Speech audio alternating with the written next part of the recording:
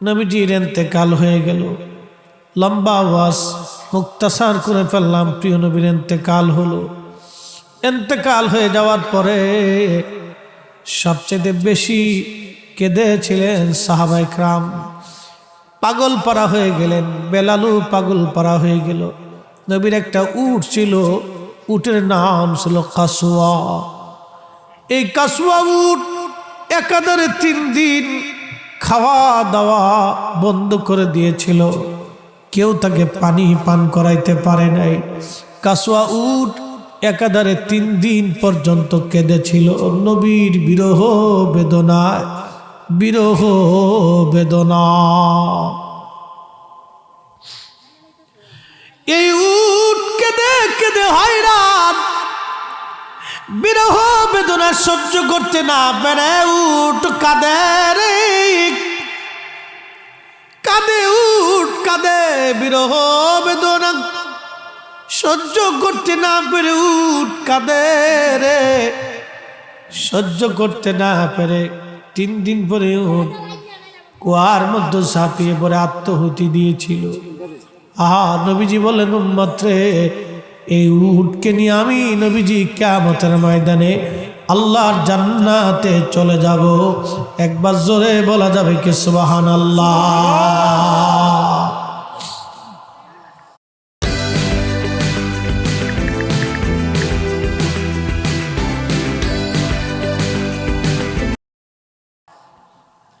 এই উট জান্নাতে চলে যাবে নবীর বিরহে, নবীর প্রেমে জীবন কুরবানি করার জন্য উট জান্নাতে চলে যাবে।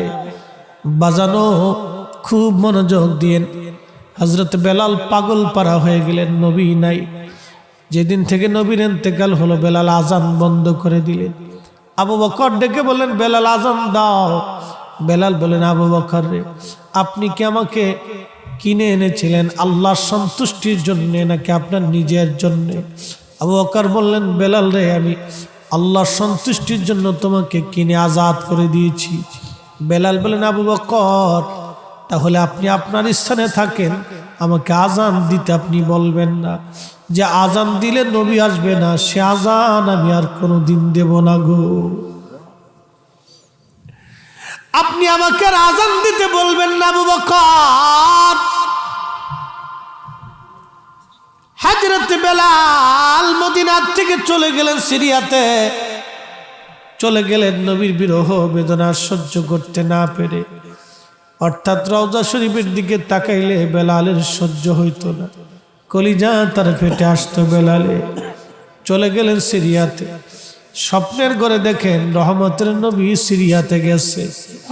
স্বপ্নে যে নবীজি বলতেছে, বেলাল রে, আমার সাথে কেমন জুলুম তুমি শুরু করছো রে বেলাল।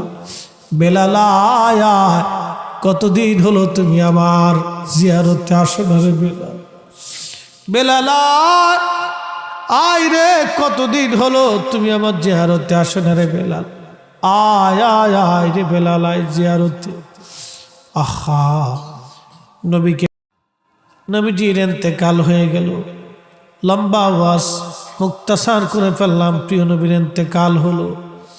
ইন্তেকাল হয়ে যাওয়ার পরে সবচেয়ে বেশি কেঁদেছিলেন সাহাবায়ে কেরাম। পাগল পারা হয়ে গেলেন।